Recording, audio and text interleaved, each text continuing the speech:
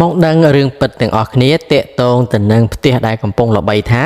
មានខ្មោចលងដោយសារម្ចាស់ផ្ទះស្លាប់មួយគ្រួសារនោះនៅពេលនេះត្រូវបានសាច់ញាតិបកស្រាយការពិតទាំងអស់ប្រិមិត្តជាទីមេត្រីជម្រាបជូនផងដែរថាផ្ទះដែលគេកំពុងតែល្បីថាខ្មោចទិញឬក៏ផ្ទះដែលមានខ្មោចនោះគឺស្ថិតនៅក្នុងខេត្តកំពង់ស្ពឺហើយអ្នកខ្លះថា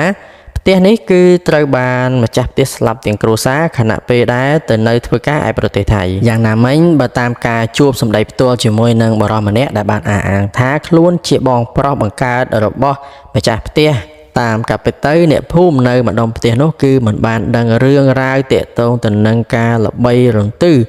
នៃផ្ទះរបស់ប្អូនប្រុសរបស់ខ្លួននោះផងដែរ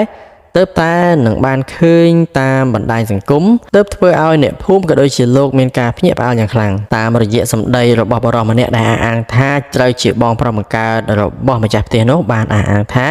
ដំបូងឡើយប្អូនប្រុសរបស់លោកគឺរស់នៅក្នុងផ្ទះនោះជាមួយនឹងប្រពន្ធកូនប៉ុន្តែដោយសារតែនៅម្ដុំនោះគឺនៅដាច់ស្រយាលពីអ្នកភូមិ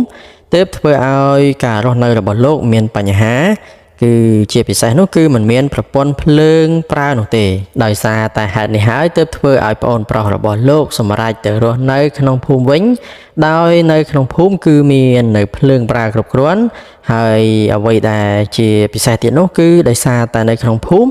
គឺលោកមានឪពុកចាស់ម្នាក់ដែលត្រូវរស់នៅជាមួយគាត់ដោយសារតែគាត់គឺរស់នៅម្នាក់ឯងទៀតផងបងប្រុសរបស់ម្ចាស់ផ្ទះក៏បានធ្វើការបដិសេធផងដែរតាក់ទងទៅនឹងរឿងថាមានគេឃើញខ្មោចនៅក្នុងផ្ទះនោះគឺលោកសូមបដិសេធថាมันមានទេហើយលោកអាចនិយាយបានថាជាទូទៅនៅរដូវធ្វើស្រែគឺអ្នកភូមិនាំគ្នាមកធ្វើស្រែហើយនាំគ្នាសម្រាកនៅតែក្នុងផ្ទះនោះប៉ុន្តែមិនដែលមានអ្នកណាមានបញ្ហាអ្វីទេជាពិសេសទៀតនោះនៅពេលរដូវកាលដាក់ចង្រិតឬក៏ដាក់ខ្មុលគឺអ្នកភូមិនាំគ្នាមកដេកនៅពីក្រោមផ្ទះនោះប៉ុន្តែមិនដែលមានអ្នកណាមានបញ្ហាអ្វីកើតឡើងឡើយចំពោះចម្ងល់របស់មហាជនដែលបានឆ្ងល់ថាហេតុអ្វីបានជាផ្ទះមិនមានចណ្ដើរនោះគឺលោកបានធ្វើការបកស្រាយថា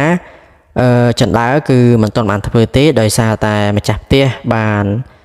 សាងសង់ផ្ទះនោះមកប៉ុន្តែមិនបានរស់នៅជាប់លាប់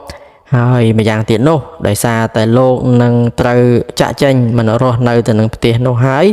ទើបជាហេតុដែលលោកមិនធ្វើចណ្ដើរពីព្រោះការពារមានមនុស្សឡើងទៅលេងឬក៏ឡើងទៅធ្វើអីផ្ដេសផ្ដាសនៅពេលយប់មួយទៀតនោះតាក់ទងទៅនឹងចម្ងល់ដែលថាហេតុអ្វីបានជាផ្ទះនោះគឺមានប្រហោងរនាបឬក៏ក្តារមិនជិតហើយតាមរយៈការបកស្រាយរបស់បងប្រុសរបស់ម្ចាស់ផ្ទះបានបកស្រាយថាតែពិតទៅគឺធ្វើមិនទាន់រួចទេហើយដោយសារតែមានការខ្វះនៅសម្ភារៈដូចជាក្តារនោះជាដើមទើបធ្វើឲ្យមិនទាន់ក្រាលចិត្តជាពិសេសទៀតនោះគឺបងប្រុសរបស់ម្ចាស់ផ្ទះបាននិយាយថាផ្ទះនោះគឺប្អូនប្រុសរបស់លោកធ្វើដោយផ្ទាល់ដៃពីព្រោះគាត់គឺជាជាងផ្ទះផងដែរបន្ថែមពីលើនេះទៀតនោះគឺថាតាំងពីមិនទាន់ល្បីមកម្លេះគឺក្មេងៗក៏តែងតែទៅមើលគោហើយនាំគ្នាចូលសម្រាកនៅក្រោមផ្ទះនោះហើយនឹងឡើងលេងទៅខាងលើផ្ទះផងដែរតាមរយៈការតោងជើងសសរឡើងបងប្រុសម្ចាស់ផ្ទះក៏បានបញ្ជាក់ផងដែរថាផ្ទះនេះគឺទុកចោលរយៈពេលប្រហែលជា7ឆ្នាំទៅហើយ